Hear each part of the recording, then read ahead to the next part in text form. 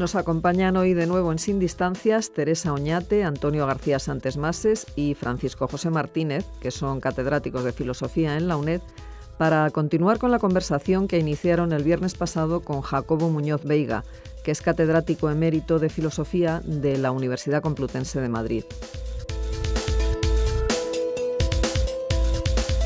El motivo de esta conversación es el último trabajo del profesor Muñoz, un trabajo que aboga por una nueva ilustración y del que nos habla ya Francisco José Martínez. Bien, pues estamos aquí de nuevo en nuestro programa que, igual que el de la semana pasada, lo vamos a centrar en el libro del profesor Jacobo Muñoz, titulado, el último libro, Filosofía y Resistencia e Intervenciones, publicado en la colección de ensayo de Biblioteca Nueva. Este libro nosotros ya iniciamos la semana pasada, junto con Teresa Oñate y Antonio García Santesmases, el primer análisis, viendo un poco su pretensión de pensar el presente desde una alternativa de lo posible, y dentro de ese presente fundamental nuestro presente, el presente europeo, viendo todo este proceso de demolición que están convirtiendo la crisis. Y queríamos, en este segundo programa, tratar una de las propuestas fundamentales que él hace en el libro, ¿no? Lo hace en una segunda parte titulado Por una nueva ilustración. Y entonces yo creo que, como ese es un tema recurrente que hemos trabajado mucho, bueno, tanto Teresa como Antonio y yo también desde hace mucho tiempo, ¿no? Cuestión de la modernidad por modernidad, ilustración, neoilustración, todos los problemas de la ilustración y todo eso. Entonces, yo creo que una de las propuestas, digamos, más claras del libro, justamente esa apuesta por una nueva ilustración ligada a algo que ya dijimos el otro día, bueno, que dijo Jacobo el otro día, la importancia de la ética, es decir, de una ética mínima universalizable, ¿no? Entonces ahí yo creo que uno de los puntos fundamentales es esa nueva ilustración entendida, y a mí me parece que esta es la definición mejor que se puede dar de la posmodernidad y de la posilustración, es decir, una ilustración ilustrada sobre los condicionamientos materiales que imposibilitaron el pleno desarrollo de la primera ilustración. Yo creo que ese es un punto que, por cierto, aquí solamente lo apunto, pero que podría ser interesante de relacionar con la reflexión que hace Boaventura Sousa Santos sobre cómo la dimensión capitalista, es decir, el predominio del mercado en la ilustración, ha marcado decisivamente esta primera ilustración, lastrándola de los principales defectos que justamente la posmodernidad ha intentado poner en, digamos, primero de relieve y luego intentar, digamos, resolverlo, ¿no? Entonces, tú, Jacobo, ¿cómo te sitúas y cuál es tu apuesta por la ilustración? ¿En qué sentido una nueva ilustración, que se supone que ya no es la primera ilustración, sino otra nueva ilustración, y una ilustración que, claro, recoge, digamos, las aportaciones críticas de lo que se ha denominado posmodernidad, posilustración, etcétera, ¿no? Bueno, yo hablé antes de un pensamiento en el que yo modestamente me insertaría, que tiene como gran clásico a Marx, pero añado también a Kant. Kant está muy presente en el libro. Kant está muy presente en el libro, sí, porque está muy presente en mi pensamiento. Entonces yo leo y releo mucho a Kant. Y Kant es un modelo de filosofar, no superado. Es un modelo de filosofar, es un pensamiento crítico en varias direcciones, a partir de un núcleo duro común, y realmente eso es un modelo duro, difícil, pero realmente grandioso, ¿no? Entonces siempre, aparte de una pequeña maldad, y es que siempre se retorna a eso que llamamos Kant, cuando ya no queda nada. Es decir, que cuando ya no queda nada, siempre se vuelve a Kant. Por lo menos la conciencia moral, ¿no? Bueno, aparte de esa pequeña maldad, pero es cierto, los diferentes neocantismos han venido siempre en épocas de crisis, de alguna manera, ¿no?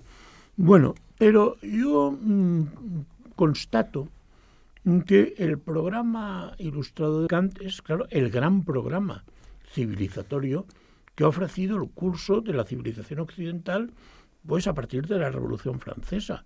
Es decir, como bien dicen Marx y Hegel, Kant fue un teórico de la Revolución Francesa, y al mismo tiempo un gran admirador de Rousseau. Tenía un retrato de Rousseau en su habitación, Parece ser que uno de los pocos días que llegó tarde a comer es porque estaba leyendo el Emilio de Rousseau y no quería interrumpirlo. Llegar tarde a comer debía de ser, en ese esquema puritano de Kant, algo terrible, ¿no? Bueno, entonces, el sujeto moral kantiano, responsable, ilustrado, que cultiva el sapere aude, eso convendría no olvidarlo nunca, sapere aude, atrévete a saber, es concretado por Kant en la siguiente figura histórica. Porque claro, yo lo que intento cuando leo a Kant, que se mueve en un horizonte trascendental siempre, y sobre todo normativo, tan claro, es plantearme la cuestión histórica de las condiciones de posibilidad, paralelamente, según voy estudiándole, ¿no? Porque este tema de trascendentalidad e historia es un tema apasionante. Sí. Apasionante, que los puros kantianos parece que la historia no les interesa, la historia es cantité négligeable, yo opino lo contrario. Entonces, claro, yo sería más bien un kantiano post-hegeliano, en ese sentido, ¿no? Bueno, pues ese sujeto moral es, obviamente, varón, obviamente blanco, obviamente mayor de edad, y obviamente propietario, es decir, independiente. Claro. Alguien que vive de sus recursos, nunca trabajo dependiente. Eso nos lleva directamente a la democracia censitaria. Claro, que es a donde llevó a la democracia censitaria. Y nos lleva a una historia en la que han ocurrido cosas como que, bueno, en España, por ejemplo, por presión de los cubanos, no se abolió la esclavitud hasta finales del siglo XIX. Estamos hablando de finales del siglo XIX. Y la Inquisición hasta mediados. En 1836 quemaron el último hereje en Sevilla. En 1836. Bueno, entonces yo lo que vengo a decir es que todo ese legado ilustrado tiene que ser verdaderamente universalizado. Universalizado. La nuestra no es la época de las minorías selectas, sino de las mayorías ilustradas. Y eso es lo que hay que atender a las mayorías ilustradas. Entonces esto yo escribo, es un programa que tiene un lado normativo, un programa mínimo, que contendría como objetivo último la generalización sin restricciones de una cultura de la deliberación racional, la sustitución del protagonismo de las élites por el de las mayorías ilustradas, lo que exigiría una genuina consumación de la universalización de la enseñanza, la postulación de un pensamiento fuerte, capaz de transformar, bueno, en fin, la construcción de un auténtico sujeto, un ciudadano, crítico, autoconsciente, y que sea capaz de trascender las situaciones de partida, es decir, el nudo de determinaciones a partir de las que este sujeto tiene que constituirse. Entonces, reflexionemos. ¿Por qué fracasa la Ilustración? Los ideales ilustrados tomados en serio, es decir, no, los derechos humanos, en fin, no, en serio, pues son compatibles con el capitalismo en las versiones del mismo que hemos conocido, ¿o no? Claro, ese es el tema. Ese es el tema. Entonces yo lo que propongo, claro, es repensar la Ilustración, repensando lo que la ha hecho imposible en su universalización verdadera, los obstáculos que hay que remover. Con lo cual, pues bueno. Oye, pero y en eso no hay un punto curioso, que es que tú sitúas en un capítulo a Popper como el representante de Kant.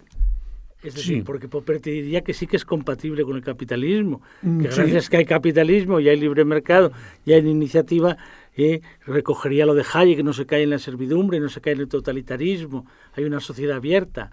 Bueno, es que eso es una lectura, la de Popper. A mí Popper me parece un kantiano. Sí, pero claro, me parece un kantiano básicamente en epistemología, en ontoepistemología, básicamente. Se puede aceptar también que sería un kantiano de derechas. Igual que hay un hegelianismo de derechas y un hegelianismo de izquierdas, hay un kantismo de derechas y un kantismo de izquierdas. Pero viene también por lo del capítulo final del libro. Vamos a ver, por el tema del fascismo, el nazismo y el franquismo. Tú explicas ahí que hay como dos interpretaciones posibles. La interpretación liberal, que ha tendido a insistir el siglo XX como el siglo de los totalitarismos. Entonces hay una cierta homología entre el totalitarismo nazi y el totalitarismo comunista. Interpretación marxista, el último estado, la última barrera, el estado de excepción para mantener el modo de producción capitalista, ¿no? A la altura de la situación actual, ¿cómo estaría ese debate? Es decir, ¿qué quedaría de la interpretación liberal y de la interpretación marxista, no solo de los años 30, sino de la forma como habría que hacer plausible un nuevo proyecto de ilustración? Bueno, yo lo único que se me ocurriría decir, porque claro, tendríamos que tener la ganzúa de la historia que decía aquel. Va de entrada que considero la filosofía social de Popper como un kantismo de derechas, pero a Popper globalmente el Kant del siglo XX. Es decir, es que nos ha enseñado a ver el teoreticismo, todo la síntesis a priori kantiana, como una variante del teoreticismo. Es decir, ha hecho posible una lectura de la ontoepistemología de Kant desde perspectivas de filosofía de la ciencia del siglo XX. En ese sentido es en el que lo digo, ¿no? Bueno, pero claro, yo creo que si vamos a la historia, esa imposibilidad fáctica, ese torpedeo de los procesos de verdadera universalización, pues es que, claro, nosotros somos hijos de una historia que tiene unos hitos. Primero, la construcción del capitalismo, que fue una revolución absoluta y total. Curiosamente, quien más hace justicia a la vastedad de esa operación son Marx y Engels en el Manifiesto Comunista, donde dicen jamás clase alguna ha hecho una revolución, y entonces enumera es el elogio mayor que se ha hecho el capitalismo. Claro. Eso estaría dentro de lo que yo antes llamaba el lado positivo, ¿no? Del capitalismo. Negar que el capitalismo ha traído mucho bienestar desde su alianza con la ciencia, claro, pues eso no. Es decir, desmercantilicemos las medicinas, pero reconozcamos que las medicinas son un fruto del desarrollo de la ciencia moderna. Claro, y entonces, bueno, pero en resumen, el capitalismo transforma totalmente el mundo y en el 17 empieza a pensarse, gracias a la Revolución Rusa, que a lo mejor Marx tenía razón con algo que hoy no creemos, que es la tesis de que el capitalismo lleva dentro de sí el germen de su propia destrucción. Yo, no, a lo mejor, yo hoy tiendo a poner en duda esto. Bueno, entonces, claro, la Revolución Rusa, la crisis del 29, hacen que empiecen a dedicarse esfuerzos enormes por parte del capitalismo y sus gestores políticos de todo tipo en la lucha contra el comunismo. Ese era el enemigo a batir, con la Unión Soviética detrás. Entonces, eso marca décadas de Guerra Fría y de mentalidades. Bueno, y entonces, pues ahí está el caldo de los fascismos, de los totalitarismos, etcétera, etcétera. Eso se resuelve con una victoria de los aliados. Siguiente paso, la Guerra Fría. Ahora, a quien hay que combatir es la Unión Soviética, y entonces hay que combatirla también apoyando todo el proceso de construcción del estado de bienestar para decir, ¿veis lo que os damos? ¿Qué diferencia con los de la Alemania del Este? Que tenéis que estarles enviando paquetes de comida. Claro, evidentemente eso es así. Bueno, entonces se monta todo ese organigrama de los derechos de 4 generaciones, de un estado de bienestar cada vez más sofisticado, en el que incluso tienen que haber ayudas para los niños discapacitados. Se abandona totalmente aquella moral del sacrificio, porque claro, todavía yo oigo a veces algún obispo que dice que la muerte con dolor no es contra la eutanasia, claro, más que la repetición de la agonía de Cristo. Entonces, como buen cristiano, tú tienes que asumir ese tipo de destino. Claro, entonces todo eso se arrumba, ¿verdad? Y ahora hemos entrado en una fase distinta. Terminado el ciclo de la Europa antifascista, apagados los últimos ecos de aquella Europa, ahora con lo que hay que acabar es con el estado de bienestar. Sencillamente porque sale demasiado caro. Y en esas estamos. Bueno, yo por alusiones a esto de que hay que ser hombre, macho, blanco y europeo, ¿verdad? Me pido como Derrida. Yo prefiero ser mujer, musulmana y negra, ¿no? Bueno, quiero decir, había Derrida, ¿no? Y si no, no estamos todos representados. Vamos a ver, independientemente de que más bien el problema del capitalismo sería con la democracia y no con la ilustración o la neoilustración, ¿no? Yo lo que creo es que para las generaciones que hemos nacido alrededor de los 60, el problema de la primera ilustración, que se ha explicitado de 1000 modos, en 1000 textos, ha sido el de la diferencia y el de la alteridad. Y por lo tanto, el de la colonización, el etnocentrismo, la insensibilidad a las otras culturas, también las culturas animadas, las animales, y también lo otro de lo humano, ¿verdad? Lo corporal y lo sagrado, indisponible de todas las religiones de la tierra. Eso no está en el proyecto. Bueno, Kant, claro, cuando es que empieza muy pronto, porque todo, claro, la crítica de la razón pura es de 1781. Antes ha habido todo el campo crítico que ha estado ocupado del espacio y del tiempo de acuerdo con paradigmas newtonianos, ¿no? Sí, claro, sí. y sin embargo, cuando ya la crítica del juicio, la Kritik der Urteilskraft, desde 1790, esta da lugar a la paz perpetua, los discursos sobre la religión, es decir, todo lo que se referiría a lo que llamamos ahora Wissenschaft, ciencias del Geist, del espíritu. Ahí sí que está todo el problema de la filosofía de la historia, pero él ya es muy mayor. Ahí ya no puede desenvolver una filosofía de la historia. Tú dices, en una posición tuya post-hegeliana, retomarías lo trascendental, ¿no? Claro, eso es indispensable. Como lo teórico. Como lo teórico. Y como el punto de vista de qué es lo posibilitante, determinante, claro, que localice la facticidad, que yo siempre subrayo, cuando hablan de las condiciones de posibilidad, también claro, las condiciones materiales, claro, históricas, sociales de posibilidad. Y además el criticismo que dice hay distintos regímenes racionales y cuáles son sus límites y cuál es la legitimidad en cada uno de ellos, ¿no? Yo creo que eso sería un universo compartible.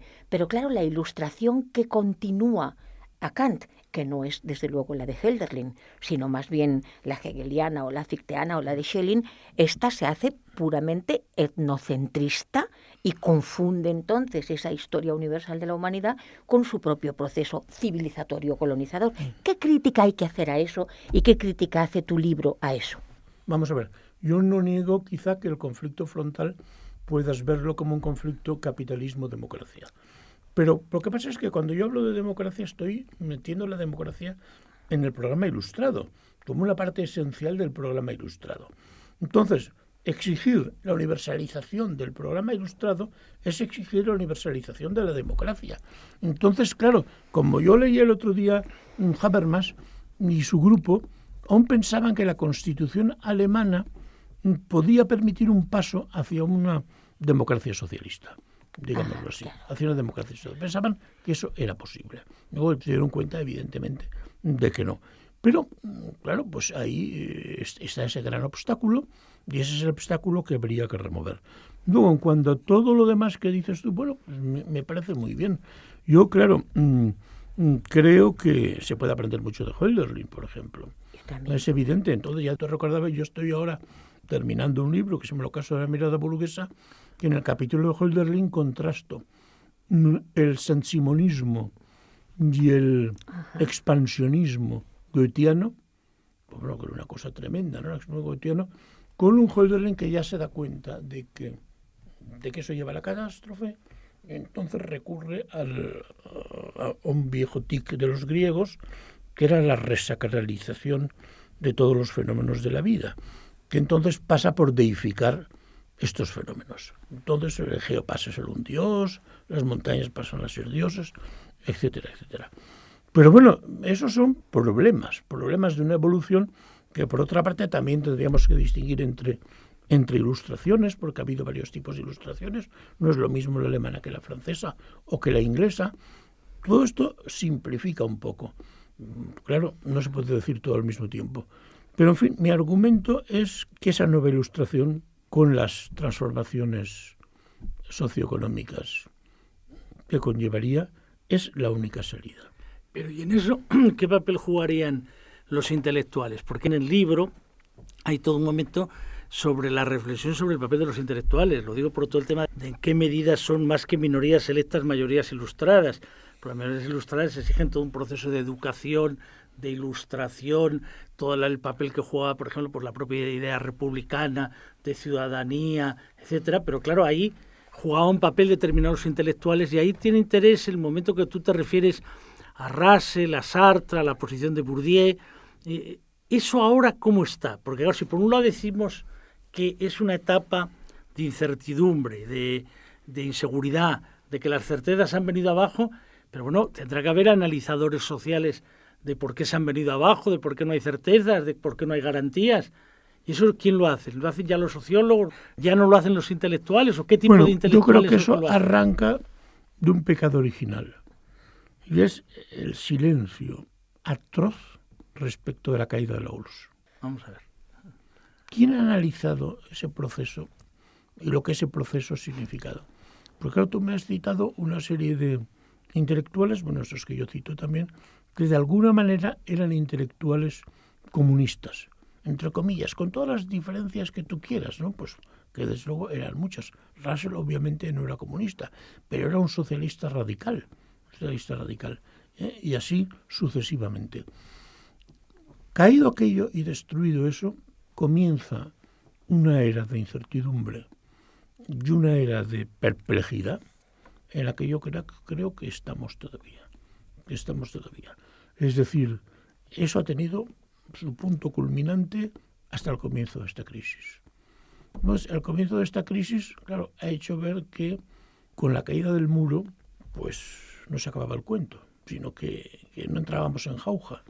Claro, aquí pensábamos que, bueno, ya, ¿para qué era Marx? ¿Para qué están los sindicatos? ¿Para qué no sé qué? ¿Para qué no sé cuántos? Y un buen día nos despertamos y resulta que aquella bienestar, aquella gloria y aquella munificencia se traducen en una deuda de 1 billón de pesetas pública y 1,5 billones de deuda privada. Con lo cual resulta que todo era una gran ficción. Entonces la gente vuelve a interesarse por el concepto de crisis, por el problema de la crisis, que yo creo que en mi libro está muy presente, y esta crisis está teniendo proyectos devastadores. Los intelectuales, bueno, el intelectual tradicional a su vez pues ha desaparecido. ¿Por qué va a ser sustituido? Pues no lo sé. De momento tienen más influencia, yo creo, los tertulianos y, bueno, por ejemplo, pues... Pero los científicos sociales, por ejemplo, en la medida que combinan un cierto diagnóstico del presente... Dime nombres. Por los que tú citas ahí. Por ejemplo, Bauman, Dahrendorf, sí. Cuando discuten con Habermas, Guides... Pues no eso es lo más que existe. Eso es lo malo que existe. Pero vamos a ver... Y los filósofos que hacen también alta divulgación de crítica de la cultura, como hace este libro, ¿no? Bueno, decir, hay un punto, lo digo porque, por ejemplo, en el libro de Perry Anderson, que es un esfuerzo de pensar, este último que ha sacado él, lo que ocurre desde el 89 para acá, en los distintos momentos de cómo se ha ido pensando Europa, que va estudiando mucho lo que ocurre en Francia, lo que ocurre en Alemania, lo que ocurre en Italia, etcétera. Claro, sí que es verdad que durante un momento hay un cierto esfuerzo de reconstruir una parte de pensamiento liberal por algunos de los problemas que tú tratas aquí, por ejemplo, por el problema del multiculturalismo, por el problema del Islam, por el problema del retorno de las religiones, pero claro, eso en un momento determinado, digamos, es como si hubiera estado la gente vinculada a estos problemas de la ciudadanía, la laicidad, el multiculturalismo, y de pronto la crisis económica hubiera llegado como un tsunami y hubiera puesto todo eso en cuestión también, porque claro, esas identidades de pronto se ven atravesadas también por la crisis, ¿no? Pero más bien yo creo que lo que tú dices es que en el proceso largo, que no es el corto de lo aparente, entonces justamente la crisis permite que reaparezca, modificado o no, pero intacto, el sueño, el posible, factible de una democracia socialista universal. Bueno, caray, tanto no dice. Bueno, eso es mucho. No, yo creo que de momento lo que conviene es construir ciudadanos críticos, educados, cultos, autoconscientes, es decir, que cumplan el sapere aude, que es saber y autosaberse, y autoconocerse en Kant, y que eso es la gran tarea pedagógica de nuestro tiempo. Tarea que consiste para mí en construir lucidez, enseñar a resistir y construir lucidez. Ciudadanos resistentes y lúcidos y autoconscientes. Fijaros que es un programa muy ambicioso y muy modesto, porque, claro, hay otros factores en estos momentos en curso que nos están llevando a una situación que yo no sé cuál va a ser. Pensemos, por ejemplo, en el mundo islámico, que hablas tanto de identidades, etcétera. Lo que está pasando ahí no tiene nada que ver con lo que la prensa dice que está pasando. ni con lo que la gente cree que está pasando. Es decir, ahí desde que los ingleses y franceses dinamitaron el Imperio Otomano y construyeron aquellas provincias del imperio como países trazados con tiralíneas falsa y artificialmente en sus despachos según zonas de influencia que les convenía más o menos, pues a partir de ahí el mundo islámico se divide en dos. Como las dos almas goetheanas, aquello de zwei Seelen wohnen auch in meiner Brust, dos almas viven ahí en mi pecho. El alma nacionalista, laica y socializante, y el alma islámica pura, profunda, de la Sharia, del Corán, etc. ¿Qué es la que está ganando? ¿Qué es la que está ganando? Pero está ganando hasta en lo que era la gran ciudadela del laicismo europeizante islámico, que es Turquía. Lo que está pasando en Turquía es decisivo. Es decisivo porque mientras gobernó, porque claro, el kemalismo lo que dejó en Turquía fueron élites totalmente europeas, europeizantes. Y desde luego se prohibieron las cofradías religiosas, las grandes mezquitas históricas pasaron a ser museos, etcétera. Todo eso se está desmontando en estos momentos, totalmente. Bueno, y déspotas, como el Assad en Siria o Saddam Hussein en Irak, eran representantes del laicismo, claro, garantes y del socialismo con muchas comillas. El socialismo con muchas comillas. ¿Y por qué la actitud de la Unión Soviética? Yo recuerdo que en Siria, yo recorría Siria en un coche con un amigo, yo veía enormes cantidades de camiones y kilómetros de camiones y kilómetros de camiones parados. Y pregunté al guía, ¿pero y esto qué es? Y me dijo, esto es lo que queda de la época de la Unión Soviética. ¡Qué fuerte! Porque, claro, les estuvo ayudando, armas, todo, porque, claro, dentro del Islam era el lado prosoviético, laicos, socializantes, entre comillas, como dices tú, desde luego. Pero bueno, a los unos los han matado, a los otros... Claro, entonces, esas guerras de Estados Unidos, de Irak y Afganistán, ahora resulta que después de tanta historia, en Afganistán, pues, están pactando con los talibanes. ¿Qué es lo que tenían que haber hecho hace tiempo? Pues se habrían ahorrado unos cuantos años de guerra. Nos habíamos ahorrado un esfuerzo. Bueno, lo dejamos aquí agradeciendo de nuevo tanto a Jacobo como a Teresa como a Antonio la participación en estos programas y ya digo, insistiendo otra vez en la lectura del libro que el programa está en el título, ¿no? Filosofía y resistencia. Muchas gracias. Gracias a vosotros. Gracias. Hasta luego.